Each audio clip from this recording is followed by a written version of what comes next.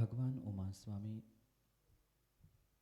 अपने इस महान ग्रंथराज में भले ही द्रव्यानुयोग की मुख्यता से कथन करते हैं, पर आवश्यकता पड़ने पर कर्णानुयोग जैसे महान अनुयोग का भी समय समय पर हम सभी के लिए उपदेश करते। 6वें अध्याय में मुख्यता से आश्रव तत्व की चर्चा करी जा रही है, जहाँ कर्मों का आना होता है वह आश्रव है। और शायद ये हम सब संक्षेप से पहले से ही जानते हैं कि जब तक कर्मों का आश्रव और बंध नहीं है तब तक कर्म संज्ञा भी नहीं है। इस ब्रह्मांड में, इस विश्व में कर्माण वर्गणाएं हैं, और जैसे ही वह कर्माण वर्गणाएं आत्मा में एक मेघ होती है, आश्रव को प्राप्त हो जाती है, कर्म संज्ञा वहीं से प्रारंभ होती। कोई ज्ञानावरणी, दर्शनावरणी, नाम, अंतराय आदि कर्म इस जगत में, इस 3 लोक में भटक नहीं रहे, अपितु जैसे मन, वचन और काय के निमित्त से जीव कर्मों का आश्रव करता है, वैसे ही कर्माण वर्गणाएं कर्म रूप परिणत होती है।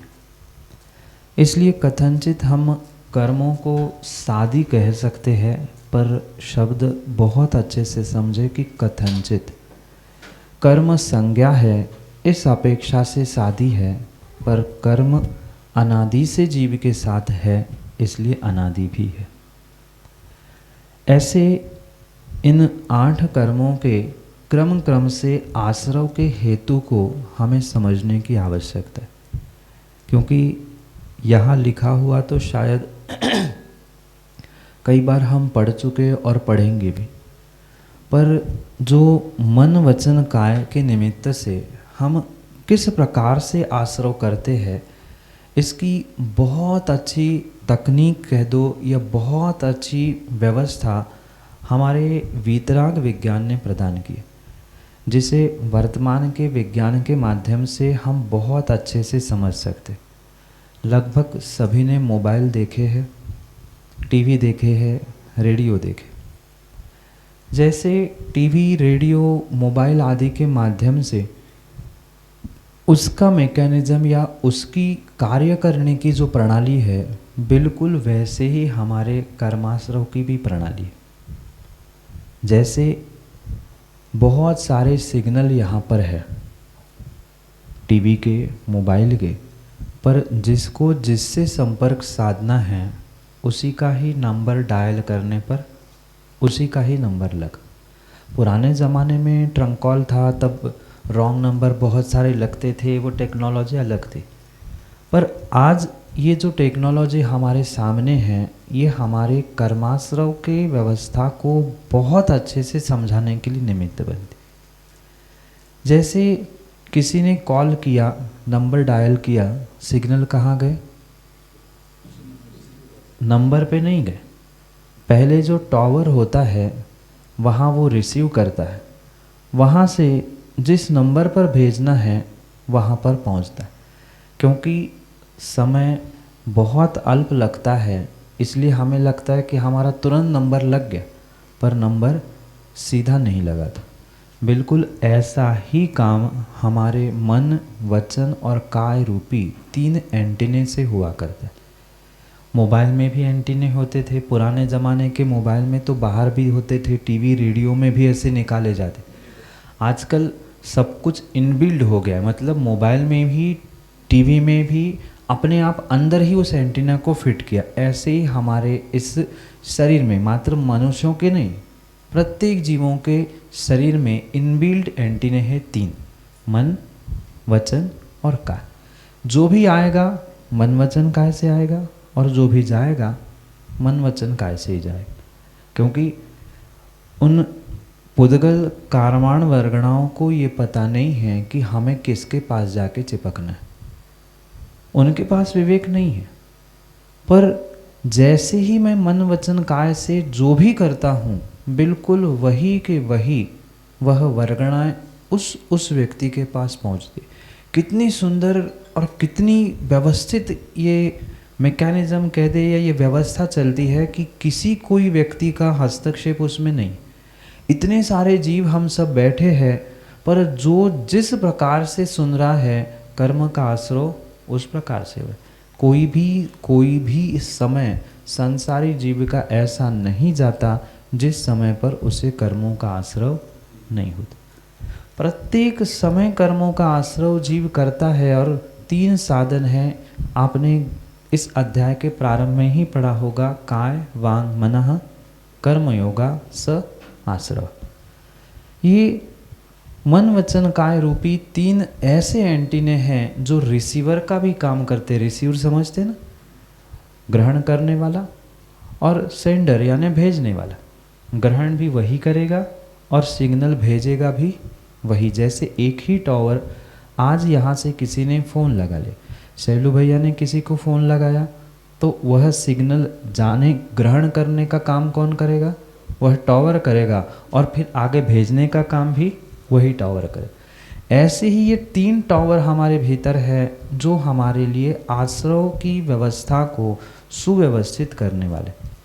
चाहे हम सिग्नल भेजकर कर्मों को आमंत्रण दे, कर्म आएंगे भी तो इनके ही द्वारा आएंगे, और सिग्नल जाएंगे तो भी इनके ही द्वारा जाएंगे। ये बहुत सुंदर व्यवस्था है जो प्रत्येक व्यक्ति को समझने की आवश्यकता है। और अगर ये आश्रय बंध की व्यवस्था जीव जीवन में समझ ले तो अधिकांश रूप से पापों से बचने का वो पुरुषार्थ कर लेगा। पर समस्या ये है कि जो टेक्नोलॉजी हमारे पास में है वो तो हमें दिखती है, पर हमारे भीतर में होने वाली टेक्नोलॉजी हमें समझ में नहीं आ पाती। ये इन योगों के माध्यम से, क्योंकि आपका विषय यहाँ नाम कर्म के संबंधित सूत्र से प्रारंभ होता है, और वहाँ शायद पढ़ा होगा कि इन मन वचन काय के जैसे प्रयोग आप करेंगे वैसा ही हमें कर्मों का आश्रय होगा। क्योंकि नाम कर्म के 2 भेद, शुभ और अशुभ। शुभ रूप नाम कर्म किससे मिलेगा और अशुभ नाम कर्म किससे मिलेगा? दोनों में मुख्यतः उन तीनों योगों की ही है। दोनों में मुख्यतः 3 योगों की है, मन वचन और काय। भले ही मन वचन काय सबके लिए निमित्त बन रहे हैं, मतलब ज्ञानावरणी हो, दर्शनावरणी हो, वेदनी, मोहनी, आयु, नाम, गोत्रांतरायण 8 कर्मों के लिए मुखिया ये तीनों योग है। पर फिर भी इन तीनों योगों के साथ विशेषता से अगर शुभ योगों का यानी योगों का शुभ प्रयोग किया तो हमारे लिए शुभ नाम, और अशुभ प्रयोग किया तो अशुभ नाम। ये इतना गहरा सिद्धांत हमारे आचार्य भगवंतों ने और बहुत सहजता से जो हमें दिया है, वह एक एक जीव को समझने की आवश्यकता है। क्योंकि बहुत सारे जीव इतनी हंसी मजाक में अपने इन मन वचन काय का दुरुपयोग करते हैं, फिर अगली पर्याय में रोते हैं, हम लूले हो गए, हम लंगड़े हो गए, हम काने हो गए, हमारे साथ ऐसा क्यों किया गया? किसी ने आपके साथ कोई धोखाबाजी, कोई भी गलत नहीं किया। आपने जैसा किया वैसा का वैसा फल आपको मिला। क्योंकि कुछ लोगों को ये लगता है हम चिढ़ा लेंगे, हम तो मज़ा ले रहे थे। आप चाहे हंसी हंसी में किसी का मजाक करते हुए भी मुंह टेढ़ा करो, क्योंकि बहुत सारों की आदत होती नकल उतारना। नकल उतारते ना, कौन कैसा करता है। अब तुमने तो नकल उतार ली, पर उतने में आपने कितने अशुभ नाम कर्म के उन वर्गणाओं को ग्रहण करते हुए आने के लिए आश्रय बंध किया, ये आप भूल चुके।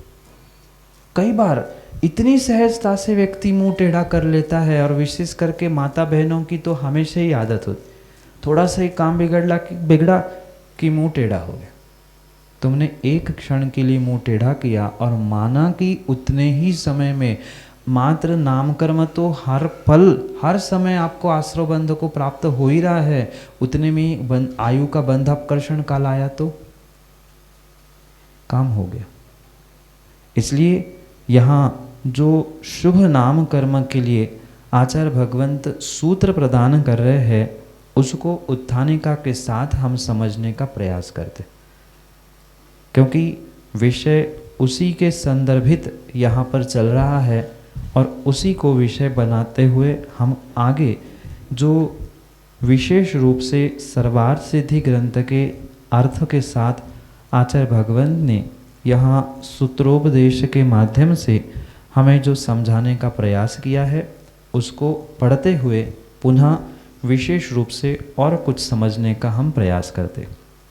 उत्थानिका शुभ नाम कर्म के लिए कौन से आश्रव के कारण है, यह बताते हैं। तद्विपरीतम शुभस्य, उसके विपरीत शुभस्य, यानी इसके पिछले सूत्र को हमें समझना होगा, क्योंकि तत्वार्थ सूत्र में जो भी सूत्र प्रणाली से ग्रंथ का लेखन हुआ है, वह सूत्र सोपोस्कार यानी सूत्रों का पूर्व सूत्र से और आगे के सूत्रों से हमेशा ही संबंध रहता है। आचार्य भगवंत लिखते हैं सूत्रम सोपोस्कारात, यानी सोपोस्कार उपकार से पिछले और आगे के सूत्रों से संबंध रखते हुए ही ये सूत्र ग्रंथ लिखे जाते हैं, उनका व्यक्तिगत कोई भी अर्थ नहीं होता। आज सर्वत्र यही देखने में आता है कि व्यक्ति ने मात्र अपने अपने अपेक्षा से कोई एक गाथा का एक पद ले लिया और मन से व्याख्या कर ली। तो इस कारण से ही जो वर्तमान में कई स्थानों पे विडंबना और कई सारे संप्रदाय हमारे यहाँ भी बनते हुए दिख रहे हैं, एक ही सूत्र का अर्थ कर लिया, न देवा, देव ही नहीं होते। कहाँ नहीं होते, क्यों नहीं होते? अगर ये संदर्भ नहीं पता है तो कभी भी आगम का रहस्य हमें समझ में नहीं आ सकता। इसलिए इस सूत्र को भी हमें पिछले सूत्र के साथ संबंध लगाते हुए समझना होगा। योग वक्रता विसंवादनम चा शुभस्य नाम। अशुभ नाम कर्म के आश्रव कैसे होगा? योग वक्रता, योगों की जहाँ जहाँ वक्रता होगी, किसी भी प्रकार की वक्रता, चाहे आप मुंह टेढ़ा करो, उंगली टेढ़ी करो, जिस प्रकार का आप अपने योगों को विपरीतता प्रदान करेंगे, वह आपके लिए अशुभ नाम के लिए आश्रय बने। और साथ में विसंवाद, कितना व्यक्ति विसंवाद करता है, इतने अनावश्यक रूप से व्यक्ति विसंवाद करता है कि वो स्वयं ही भूल जाता है कि विसंवाद किस बात का चल रहा है। क्यों? कई बार ऐसा होता है ना जीत भाई, विसंवाद चल रहा है, 1 घंटा हो गया, 2 घंटे हो गए, पर 2 घंटे बाद अगर पता करने का प्रयास किया, लड़ किस लिए रहे थे वो ही नहीं पता। लड़ने वाले लड़ाने वाले चले गए और विसंवाद करने वाले 2 घंटे विसंवाद ही कर रहे। विसंवाद करना मतलब भी मां नियम से अशुभ नाम कर्म को प्राप्त करना है।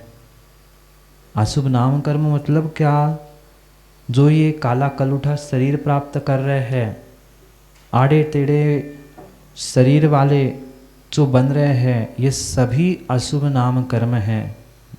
उस नाम कर्म की 93 प्रकृतियाँ, कितने?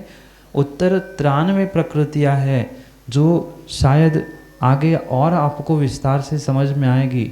शुभग नाम कर्म, दुर्भग नाम कर्म, सुस्वर दुस्वर, ये सभी शुभ अशुभ रूप है। कुछ जीव ऐसे भी होते हैं जो फटी बांस की तरह चिल्लाते हैं पर फिर भी लोगों को अच्छा लगता है, और कुछ बहुत मीठा बोलते हैं फिर भी लगता है यार मौन तो ले ले, क्यों मौन सागर जी? ऐसे भी जीव होते, ऐसे भी जीव होते हैं, ऐसे लगता है अरे यार इनसे बात कर बस तो करे। और कुछ जीव ऐसे होते हैं उनसे लगता है और तो थोड़ा बोले। ये नामकर्म की प्रकृति, सुस्वर दुस्वर, शुभग दुस्वग। ऐसे काले कलूठे भी जीव कभी सुंदर लगते हैं और कोई गोरे नारे भी देखने की इच्छा नहीं होती। ये नाम कर्म की प्रकृतियाँ है जिसके कारण से वह शुभ अशुभ अच्छे बुरे रूप फलीभूत होते। तो मुख्यतः से यहाँ तद विपरीतम शुभस्य, इस सूत्र के माध्यम से हमें आचार्य भगवंत उस शुभ नाम कर्म के विषय में समझाएंगे। पहले अशुभ किस लिए कहा, किसके माध्यम से अशुभ हुआ? योगों की वक्रता और विषमवाद, इन दोनों के निमित्त से जीव अशुभ नाम कर्म को प्राप्त कर लेता है। और एक नहीं है अशुभ नाम कर्म, अनेक प्रकार के उस अशुभ नाम कर्मों को उसके विभाजन से समझने की आवश्यकता है। पर मुख्यतः यहाँ उन कारणों को समझने की है, तो हम उसे समझते हैं। सूत्रार्थ, उसके विपरीत अर्थात योगों की सरलता और अविसंवाद से शुभ नाम कर्म का आश्रय होता है, या शुभ नाम कर्म के आश्रय के ये कारण हैं। कौन से कारण हो गए? उसके विपरीत यानी योगों की सरलता। जितनी नम्रता हमारे मन में, हमारे वचन में और हमारे काय में होगी, उतना ही विशेष शुभ नाम कर्म का आश्रय हो। कुछ नहीं कर पा रहे हैं, हम कुछ कह भी नहीं पा रहे, हाथ जोड़ के भी बैठ सकते ना, हमारे तो योग शुभ हो गया। भले ही उपयोग ठीक नहीं है, ऐसा हो सकता है कभी मन नहीं लग रहा है पूजा में, पाठ में, स्वाध्याय में, पर फिर भी हम यहाँ बैठे हैं, इतनी गर्मी में आप सभी बैठे हैं, ये आपके योगों की भी सरलता है। और यहाँ बैठे बैठे अरे यार दोपहर में ही क्लास लेते हैं और वैसे ही आज गर्मी है, और ये क्या हो गया? मन की वक्रता हो गई। जबकि दुनिया तो यही सोच रही है कि देखो कितने तपस्वी है, कितने स्वाध्याय कर रहे हैं, पर हमारा ही मन ऐसे हो रहा है, अरे यार बंद तो हो जाए। ये मन की वक्रता थी। मात्र मन नहीं, वचन की और काय की जितनी भी वक्रता अधिक होगी, उतनी ही वक्रता से हम अशुभ को और सरलता से शुभ को, शुभ नाम कर्मों को प्राप्त करेंगे। टीकार्थ, जो पूर्व सूत्र में कहा गया है उसके विपरीत अर्थात योगों की सरलता और अविसंवाद, ये शुभ नाम कर्म के आश्रय के कारण है। पहले सूत्र में च शब्द से जिसका समुच्चय किया गया था, उसके विपरीत आश्रवों को ग्रहण करना है। जैसे धार्मिक स्थलों का दर्शन और धर्मात्माओं का दर्शन, ये क्या हुआ? हमारी सरलता हो गई और विनय हो गया। उसके निमित्त से यहाँ पे हमें शुभ नाम कर्म का आश्रय हुआ। सद्भावना यानी आदर आदि भावों का रखना, सबके प्रति अच्छे भावों का, विचारों का रखना, उपनयन, यह भी एक प्रकार का संस्कार होता है। उपनयन का अर्थ है अनुनय, विनय, उपनय आदि आ जाते हैं। जैसे नय में एक उपनय भी होता है, और न शब्द और जोड़ दिया तो उपनयन हो गया, तो उसका अर्थ आदर आदि भाव ले लेना और परिचर्या इत्यादि के साथ उसको जोड़ देना। संस्कार, शिक्षा, दीक्षा आदि आदि जो कुछ भी व्रत लेते हैं, वे सब संस्कार मोक्ष मार्ग संबंधी है, लेकिन नैतिकता को लेकर सामान्य रूप से जो संस्कार होते हैं वे उपनयन संस्कार होते हैं। शायद आदि पुराण में आप लोगों ने पढ़ा होगा, आचार्य जिनसेन स्वामी भगवान ने भी इस उपनयन संस्कार की व्याख्या की है। और अभी अभी आपने कहा महाराष्ट्र में आचार्य भगवान ने भी उपनयन संस्कार सिरपुर में नहीं, सिरपुर में ही हुए। सिरपुर में उपनयन संस्कार हुए कई स्थानों पर, वहाँ महाराष्ट्र में भी और यहाँ भी हमने भी उपनयन संस्कार कराए। तो मुख्य विषय जो यहाँ उपनयन कहा जा रहा है, यहाँ संस्कारों को ही उपनयन कहा। चाहे हम दूसरों को संस्कारित करें, चाहे हमारे मन वचन काय को हम संस्कारित करें, दीक्षा हो चाहे शिक्षा हो, ये दीक्षा शिक्षा रूपी संस्कार हम मन को, अपने तन को या अपने वचनों को देंगे तो वह हमारे लिए उपनयन संस्कार।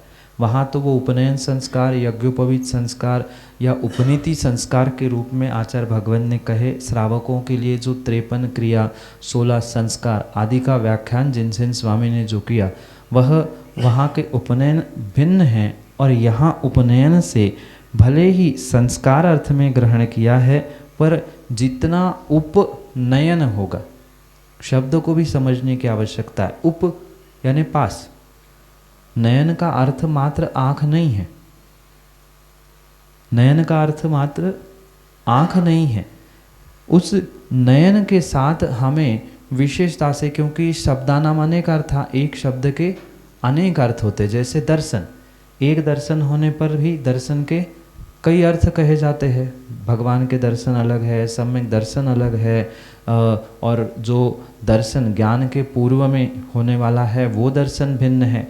ऐसे ही यहाँ जिस प्रकार से हमारा विशेष अभिप्राय हुआ करता है, अपेक्षा हुआ करती है, बिल्कुल वैसा ही यहाँ पर उन शब्दों के अर्थों को ग्रहण करने की आवश्यकता है। तो नैतिकता को लेकर सामान्य रूप से जो संस्कार होते हैं उसे यहाँ पर उपनयन संस्कार के रूप में स्वीकार किया। आगे कहते हैं संसरण भीरुता, संसार के पापों से डरना, प्रमाद वर्जनानी, यानी प्रमाद से बचने रूप जो भी क्रिया है अथवा सावधानी रखने वाली सारी की सारी क्रियाएं उसमें आ जाती है। क्या कहा? दो शब्द विशेष, संसार, संसरण भीरुता, संसार से भीरुता, दूसरे किसी व्यक्ति से डरने की नहीं, अपितु संसार से, पापों से डरते हुए जो प्रमाद वर्जनी, और जो पापों से डरता है, संसार से डरता है, वो ही प्रमाद से रहित होने का पुरुषार्थ करता है। कौन प्रमाद से रहित होकर चलेगा? जिसको संसार से भय है, डर है। जो संसार से डरता ही नहीं है उसके लिए क्या पापों से बचना और क्या प्रमाद से बचना। बढ़िया प्रमाद चल रहा है, ऊपर देख के चल रहा है, नीचे जीवों के विराध ना हो रहे। तो ये प्रमाद वर्जनी यानी प्रमाद से बचना, सावधानी रखना वही कर सकता है। जीने का तात्पर्य यहाँ पर ये है, क्योंकि आश्रव के भेद बता रहे हैं, नाम कर्म के आश्रव यहाँ समझाते हुए कह रहे हैं कि जो संसार से भीरुता रखेगा तो प्रमाद से रहित होगा, और प्रमाद से रहित होगा तो अपने आप उसके योगों की क्या होगी? सरलता होगी। जो प्रमाद से रहित होगा वह योगों की सरलता को अवश्य ही प्राप्त करेगा। कोई भी विषय बाहर का नहीं, उन्हीं योगों की सरलता और विसंवाद से रहित अविसंवाद पने को ही समझाने का प्रयास यहाँ पे चल रहा है। निर्विचिकित्सा और निकांक्षित आदि अंग का पालन, ये सारे के सारे शुभ नाम कर्म के आश्रव के लिए कारण है, ऐसा भी समझना। ये सब कुछ क्यों कहना पड़ा? तद विपरीतम शुभस्य, ये सूत्र देते हुए पिछले सूत्र में और एक शब्द था च शुभस्य नामना, च अशुभस्य नामना, अशुभ नाम कर्म के लिए। और क्या? दो तो हमने पढ़े, कौन से?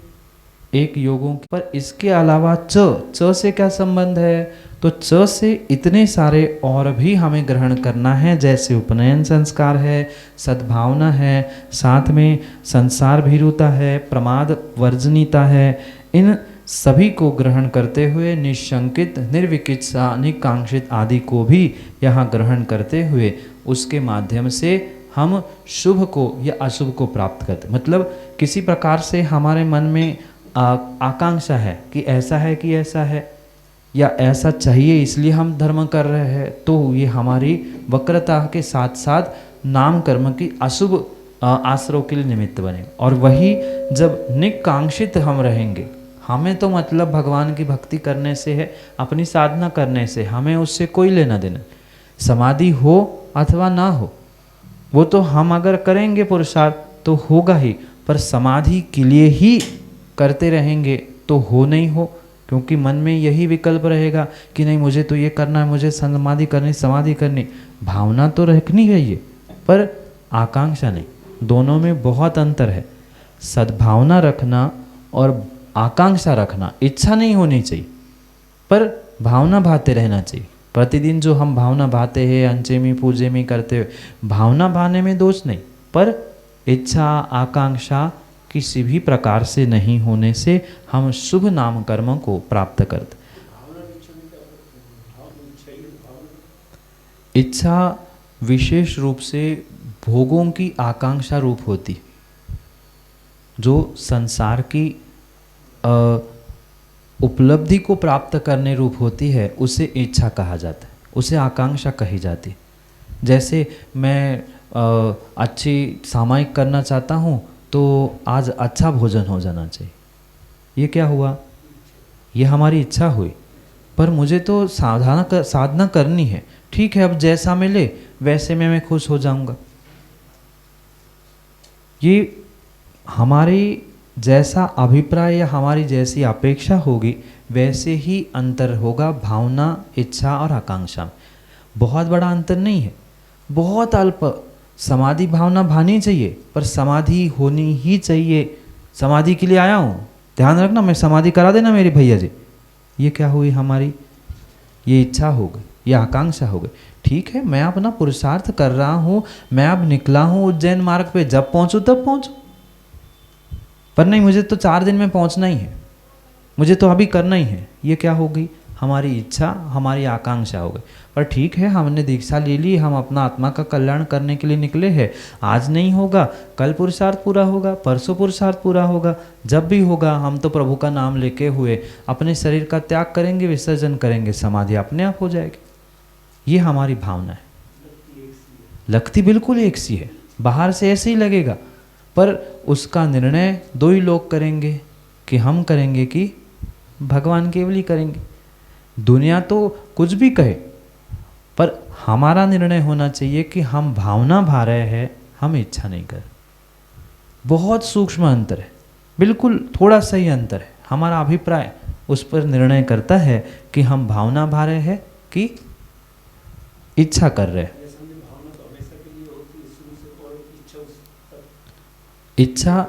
इच्छा में अभिप्राय भिन्न रहता है।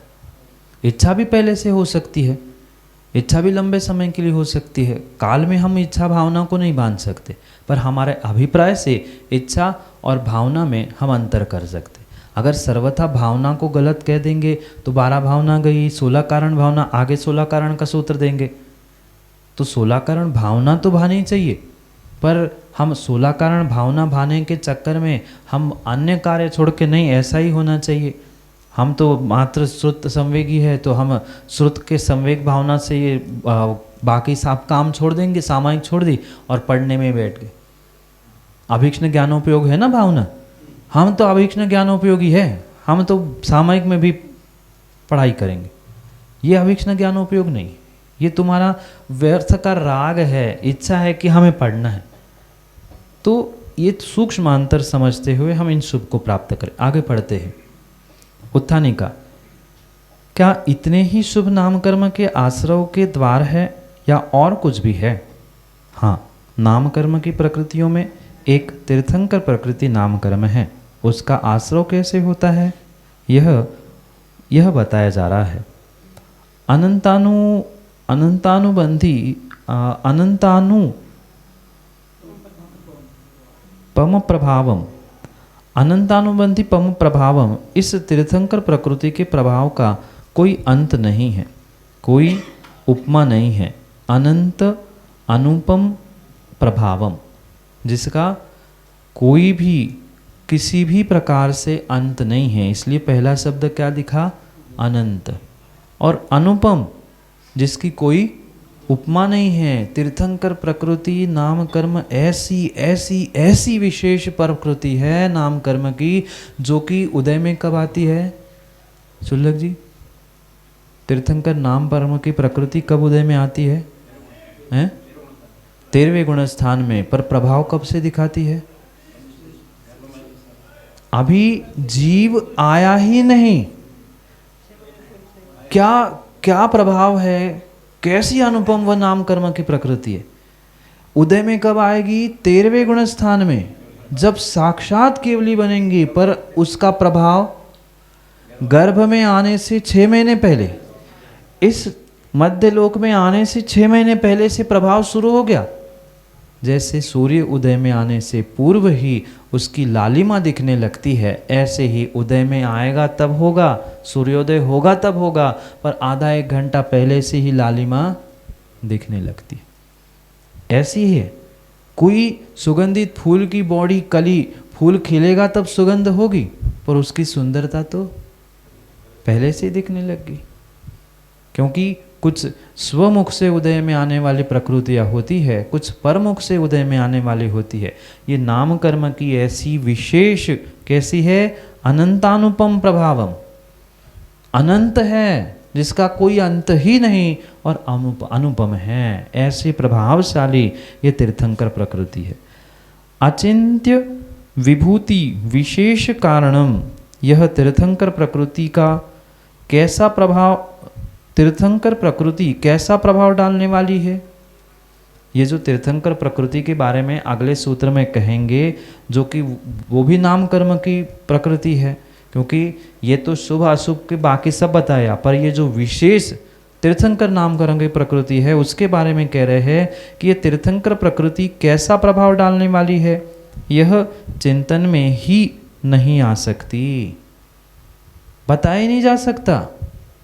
इतना उसका प्रभाव है कि वह किसी भी प्रकार से चिंतन में भी नहीं आ सकती, और तीर्थंकर प्रकृति के उदय से पूर्व में ही ऐसी विभूति कि सबको वह चमत्कृत कर,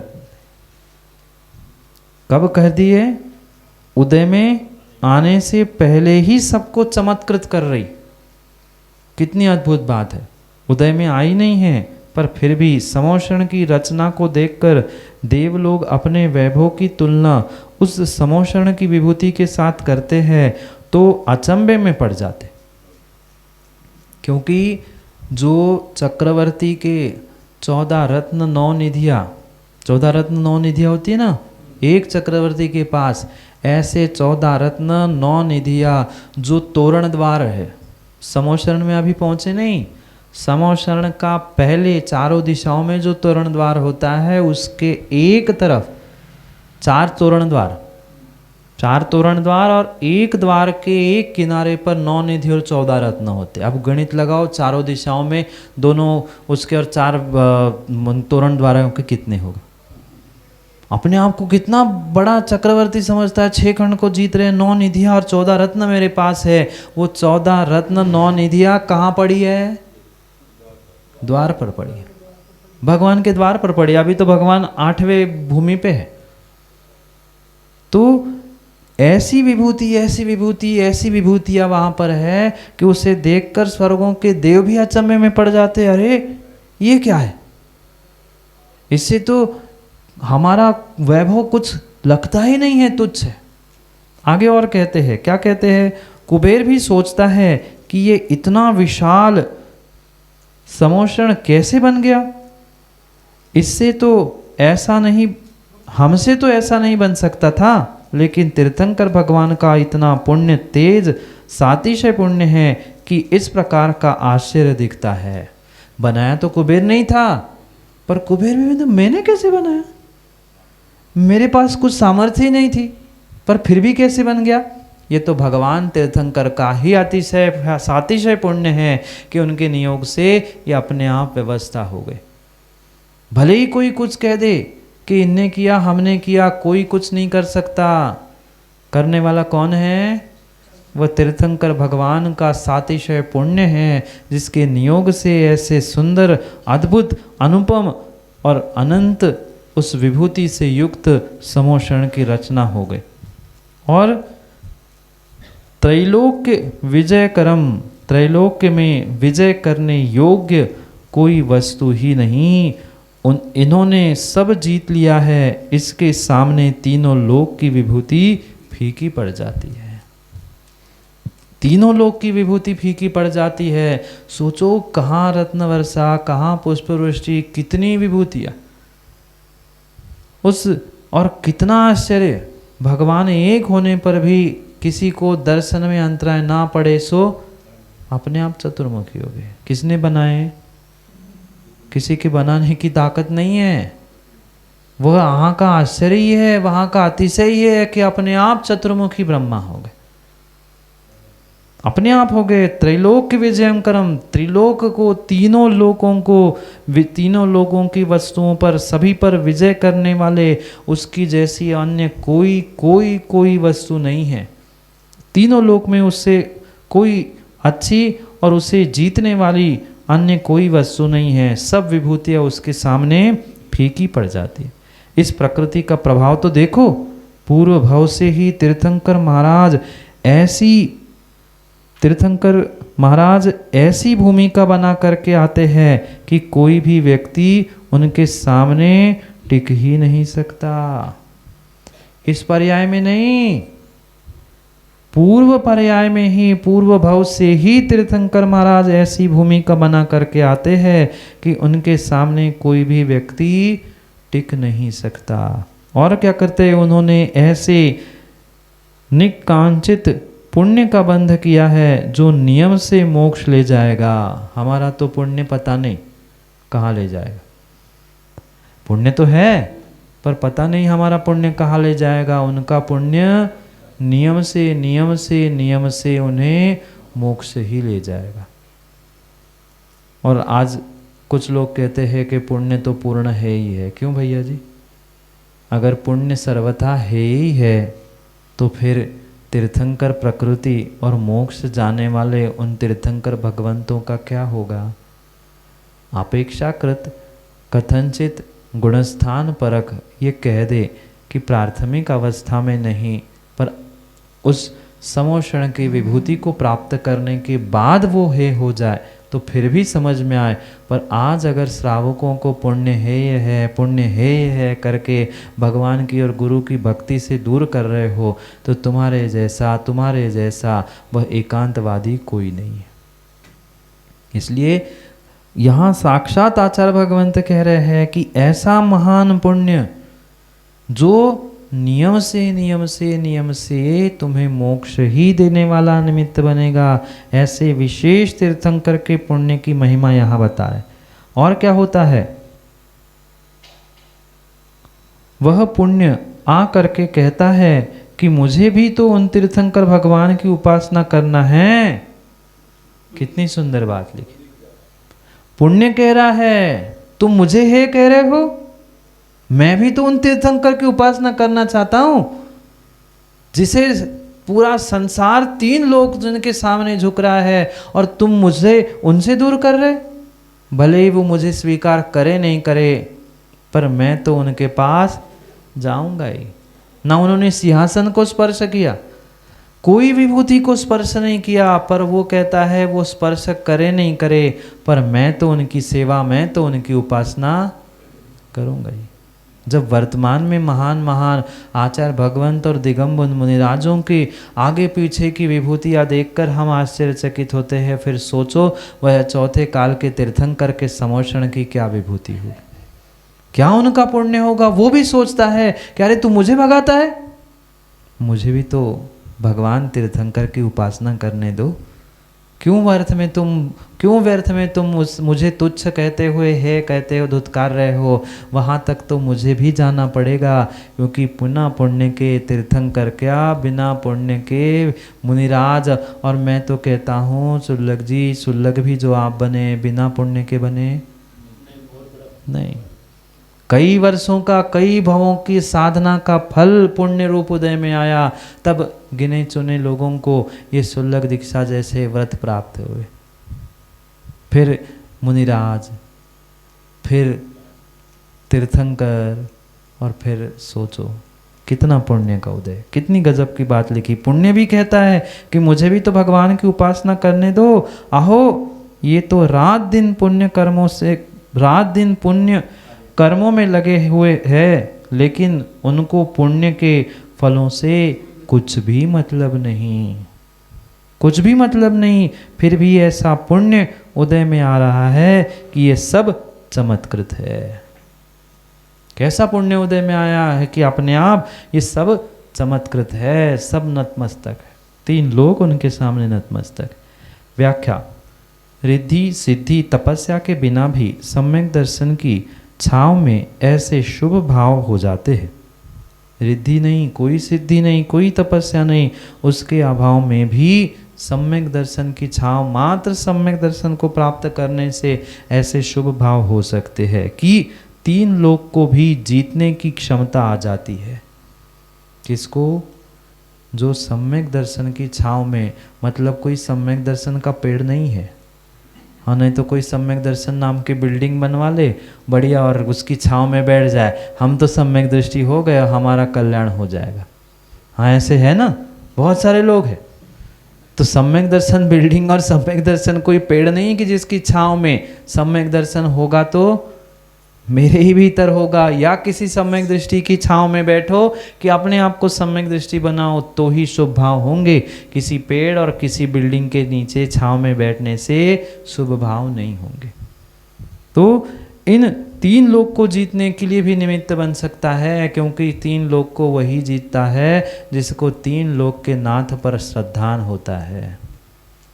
जिसको 3 लोक के नाथ पर श्रद्धा नहीं है, बनने वाले 3 लोक के नाथ पर, मुनिराजों पर श्रद्धा नहीं है, वो क्या खाक सम्यक दर्शन को समझेगा? वो क्या समझेगा?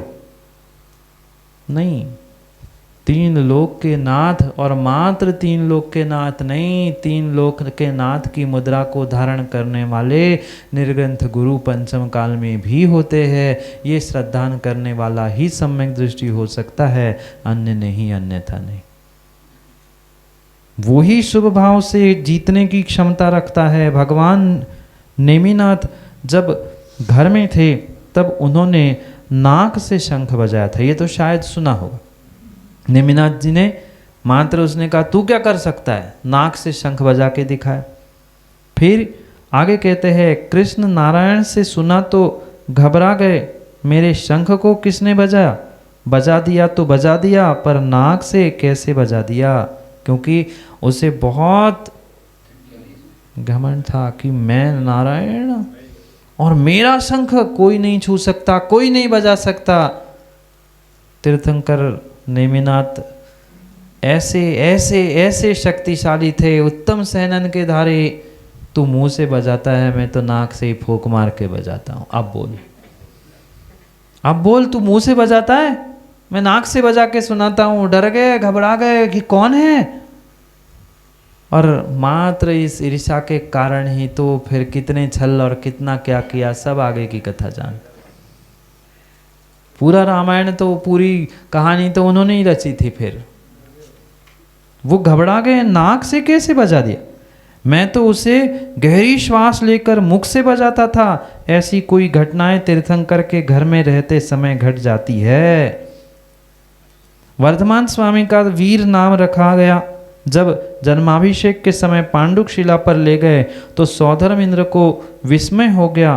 फिर हाथ जोड़कर क्षमा मांगने लगा कि हमारी धारणा ही गलत थी। जो 3 लोक के नाथ बनने वाले हैं, उनकी शक्ति के बारे में हम क्या सोच रह सकते हैं? क्या सोचा था?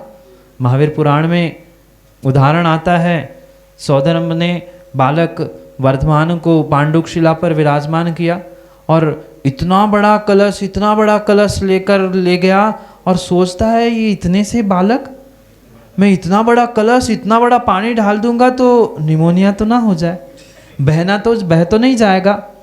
और जैसे ही तीर्थंकर बालक पर सद्भुजों ने शंका की, अपने आप पर इतना अहंकार हुआ, जैसे ही ज्ञान से भगवान तीर्थंकर बालक ने समझा कि इसे अपने उस सौधर्म पद पर अपने इतने अभिषेक करने पर घमंड आ रहा है। पुराण में एक जगह आचार्य भगवान ने लिखा है कि तीर्थंकर भगवान ने छींक दी। वैसे तीर्थंकरों को कोई बीमारी रोग नहीं होता, पर अब उंगली टेढ़ी किए बिना घी भी तो नहीं निकलता, क्या करे। तो तीर्थंकर भगवान ने इतनी जोर से छींक दिया कि जो कलश लेकर खड़ा था ना, कौन? जामई सौधर्म।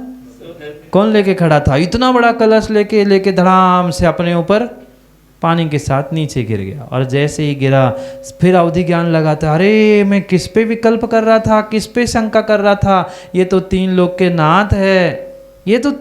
नाथ है, मेरी शंका करना व्यर्थ है। अनेक दृष्टांत अनेक पुराणों में भिन्न भिन्न प्रकार से आते हैं। तो उनकी काया बहुत छोटी थी, बालक तो बालक ही थी। उसको ये लगा इतना 1000 बड़ा कलश में ढालूंगा तो क्या हो जाएगा। आजकल तो लोग इसलिए भगवान की प्रतिमा को भी जुकाम ना हो जाए इसलिए चम्मच से शांति धारा करते। हाँ, एक जगह हमने देखा वैसे चम्मच से ढाल रहे एक। मैंने कहा क्या कर रहे? ठंड का समय है, कहना ज़्यादा नहीं पानी खराब। अरे तुम किस पे शंका कर रहे हो? 3 लोक के नाथ है, भले ही प्रतिमा की अवगाहना छोटी क्यों ना हो, पर है तो तीर्थंकर, वे तो फिर भी बालक थे, ये तो तीर्थंकर बन चुके, और तुम किस पे प्रश्न चिन्ह कर रहे? उन्हें बीमारी वैसे नहीं होने वाली, और वो तो प्रतिमा है बालक की, और कोई आदमी होता तो समझ में आता। तो क्या कह रहे हैं, उनकी शक्ति के बारे में हम क्या सोच सकते हैं, बड़ा वैचित्र है।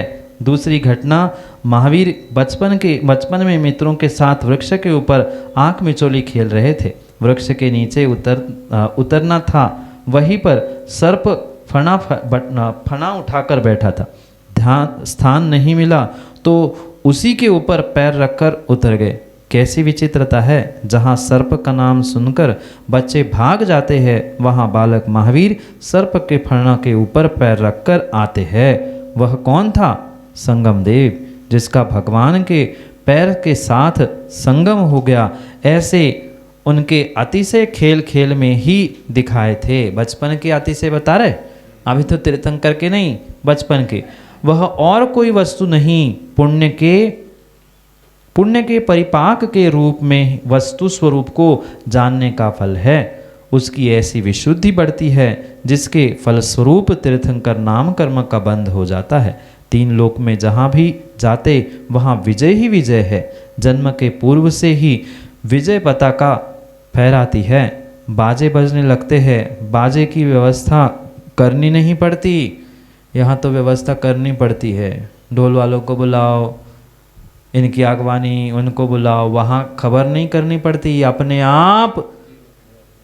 आप वे 12.5 करोड़ वाद्य, कितने?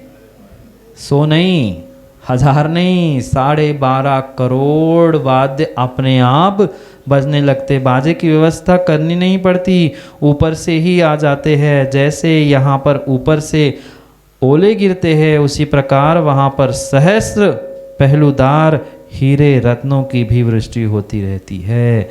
एक एक नग इतने बहुमूल्य रहते हैं, जितने भी गरीब हो सारे के सारे श्रीमान हो जाए। एक रत्न, ये तुम अंगूठी में पहनने वाले इतने इतने से नहीं, ये बड़े बड़े जैसे ओले गिरते ना, इतने बड़े बड़े वे रत्न, एक रत्न मिल जाए ना तो अरबपति खरबपति बन जाओ। इतने बड़े रत्न कीमती होते। तीसरी घटना यह है, महान श्रीमान धीमान और चारण रिद्धिधारी मुनिराज भी बालक सन्मति को देख लेते हैं तो शंका का समाधान हो जाता है। वह बालक उनको नमोस्तु नहीं कर रहा, उनकी तरफ देख भी नहीं रहा, फिर भी प्रश्न गायब हो जाते हैं, उत्तर सामने तैर करके आ जाते हैं, इसलिए उनका नाम सन्मति रख दिया। ये तो कई बार आप लोगों ने भी अनुभव किया होगा कि तीर्थंकर को तो छोड़ो, गुरु के पास पहुंच जाओ, मन में कुछ जिज्ञासा, कुछ प्रश्न लेके, कई बार ऐसा हो जाता है कि हम सोच के बैठते हैं कि आज हमें ये पूछना है, ये पूछ लूं, और बिना पूछे ही उत्तर मिल जाता है। होता है कि नहीं? कई बार ऐसे होता है, हमने तो अनुभव किया। गुरु के पास हम सोच के जाते कि ये पूछना है, वो पूछना है, और जिस दिन जो पूछ के जाओ पता चला प्रवचन में वही विषय निकला और पूरे समाधान वही हो गए। हाँ, फिर तीर्थंकरों की बात ही अलग है। आगे कहते, कोई वीर कहता, महावीर कहता, सन्मति कहता, वर्धमान कहता और कोई अतिवीर कहता है। यह सब क्या है? ग्राहक की अंटी में यदि धन है तो दुकानदार के मुंह में पानी आ जाता है। अच्छे ग्राहक का दुकानदार स्वागत करता है, उसी प्रकार यह षोडश कारण भावना का भी प्रतिफल है। कितनी अच्छी बात लिखी। बहुत सारों ने दुकानदारी की होगी ना।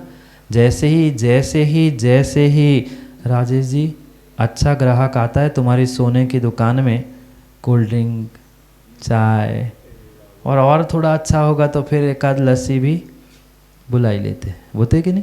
जैसा ग्राहक आता है वैसा उसका स्वागत होता है। ऐसे ही यहाँ कह रहे हैं, जैसे दुकानदार ग्राहक को देखकर उसका स्वागत करता है, ये षोडश कारण भावना का ही प्रतिफल है। जो षोडश कारण भावना भाई थी, जितनी अच्छी भाई थी उतनी अच्छे से वह ग्राहक भी आ गया, उतनी अच्छे से फल भी उसको मिलेगा। अजितनाथ नाम क्यों रखा गया? ये सब कुछ तीर्थंकर प्रकृति के निमित्त से जो विशेषता है वह जीव प्राप्त करता है, उसका व्याख्यान चल रहा है, जबकि उसका सूत्र आगे दे रहे हैं। सूत्र की ये उत्थानिका चल रही है, यानी भूमिका चल रही। 16 कारण नामकर्म की प्रकृति है, 16 कारण तो तीर्थंकर प्रकृति के, तो उसके 16 कारण आदि आदि क्या है, उसकी उत्थानिका यहाँ पर पढ़ रहे। अजितनाथ नाम क्यों रखा गया? क्योंकि उनके जन्म के पूर्व से ही परिवार में सभी जीत गए, तो कोई भी समस्या थी उसका सबका हल हो गया। मुखिया बन गए, उनके सामने कोई आ ही नहीं पाया। ये ही सब कुछ है। अजित, जिनको कोई जीत नहीं पाया, जिन्होंने सबको जीत लिया, जो घर की समस्या थी, नगर की समस्या थी, उनके जन्म से ही क्या हो गया, सबका हल हो गया, इसलिए नाम अजित रखा। यह सब होते हुए भी उनको कोई नियम नहीं, चिंता विस्मय नहीं, चिंता नहीं, मैं इतना बड़ा हूँ, यह भी भाव उनको नहीं। इसलिए नहीं है कि मेरे जैसे अतीत में अनंत हो चुके और अनंत आने वाले हैं, उन्हीं में से मैं एक हूँ। मतलब इतना होने के बाद भी उनको किसी भी प्रकार से कोई घमंड, कोई विस्मय नहीं था। क्यों नहीं था? अभी तक अनंत हुए और आगे भी अनंत होंगे, उसमें से मैं एक हूँ, कौन सी बड़ी बात है, इसलिए कोई विस्मय नहीं था। ये भावों का खेल है। वे रत्नत्र एवं दर्शन विशुद्धि आदि भावों के द्वारा 3 लोक में क्षोभ को पैदा कर रहे हैं। कहीं अन्य जगह तीर्थंकर प्रकृति के लिए क्षोभ शब्द भी आया है। प्रत्येक जीव को चैतन्य शक्ति की विराटता के बारे में सही सही मूल्यांकन करना चाहिए। इस प्रत्येक बात में छोटा बड़ा सोचते हैं। ज्ञान का स्वभाव सोचना तो है, लेकिन अपने आप को छोटा बड़ा सोचना यह ज्ञान की सही समीक्षा नहीं है। छोटा बड़ा तो है, पर किसी प्रकार से किसी व्यक्ति को, किसी जीव को छोटा बड़ा अपने से देखना, ये ज्ञान की समीक्षा नहीं है। नहीं है। ज्ञान भिन्न हो सकता है, पर्याय, उसका धन, उसकी सब बहिरंग क्रिया छोटी बड़ी हो सकती है, पर ज्ञान की अपेक्षा से बाहर का मूल्यांकन करना, छोटा बड़ा सोचना, ये सही नहीं है। सही नहीं है, ये उचित नहीं है, ये ज्ञान की सही समीक्षा नहीं है। तीर्थंकर प्रकृति औदैहिक होते हुए भी लोक कल्याण की भावना के कारण महामांगलिक मानी जाती है। कैसी है? तीर्थंकर प्रकृति तो औदैहिक है, यानी उदय में ही आने वाली है, और उसकी उदय में औदैहिक वर्णन होने पर भी लोक कल्याण की भावना के कारण महामांगलिक है। महामांगलिक है, स्वयं के लिए तो है ही। जिसने तीर्थंकर प्रकृति को प्राप्त कर लिया वो तो तीर्थंकर बनेगा ही, पर उसके निमित्त से कितने और बनेंगे, कितनों का कल्याण होगा, इसलिए वो महामांगलिक मानी जाती है। तीर्थंकर प्रकृति का उदय लाखों में एक को ही हुआ करता है, उसी कर्म विशेष के आश्रव के कारण यहाँ पे बताते हैं। समय हो गया है, ठीक है। सूत्र को फिर कल शायद भैया जी आपको पढ़ा देंगे। हाँ, किसका? क्षोभ। क्षोभ यानी जो आनंद होता है, मतलब विशेष रूप से जो एकदम से उल्लास बढ़ता है ना, उसे आगम में क्षोभ कहा है। 3 लोक में क्षोभ हुआ, तो क्षोभ मतलब उपद्रव नहीं। हाँ, इसीलिए कह रहा हूँ कि क्षोभ का अर्थ उपद्रव नहीं, उपद्रव अर्थ में नहीं लिया। जैसे उपद्रव मतलब एकदम खलबल कहते ना, खलबली सी मच गई। दोनों प्रकार की खलबली होती है, कुछ दुर्घटना हो तो भी खलबली होती है, और कुछ अच्छा हो तो भी खलबली होती है। तो खलबली कैसे? अच्छे रूप में जो खलबली स्वीकार की है, तो वहाँ आगम में क्षोभ शब्द से की है। पुनः समय पर, समय की बात के लिए पुनः कभी समय पे मिलते हैं। आज का समय पूर्ण हुआ। इस प्रकार से भगवान उमा स्वामी द्वारा प्रदान इस सूत्रों का संक्षेप से अर्थ हम समझने का प्रयास सूत्रोदय के माध्यम से करते रहे। ऐसे ही आप अपने जीवन को और अपने इस मोक्ष मार्ग पर आगे बढ़ाते हुए आत्मा का कल्याण करने का पुरुषार्थ करते रहे। इसी भावना से पुनः समय पर, समय की बात को समय पे मिलते हैं। ये सौभाग्य आप सभी का और हम अपना भी मानते हैं कि ऐसे सिद्ध क्षेत्र पर पहुंचकर आज हम सभी को वह अतिशयकारी पारसनाथ भगवान के चरण निश्रा में ये तीर्थंकर प्रणीत ग्रंथों का आचार्य भगवंतों के द्वारा जो प्राप्त श्रुत है उसे सुनने का, समझने का सौभाग्य प्राप्त हुआ। क्योंकि ये तो यहाँ की महान वर्गणा और शायद भगवान का ही अतिशय है, नहीं आते आते भी हम लोगों को यहाँ पहुँचना ही पड़ा। ये सबका आपका सौभाग्य है और हम लोगों का भी कि ऐसे त्यागी व्रतियों के और भगवान के सभी के सन्निधि और सानिध्य को प्राप्त करते हुए हम सभी अपने आत्मा के कल्याण का पुरुषार्थ करते रहे। समय पर समय की बात के लिए पुनः समय पे मिलते हैं, क्योंकि समय पे किया गया काम समय को दिलाता है। बोले भगवान महावीर स्वामी की।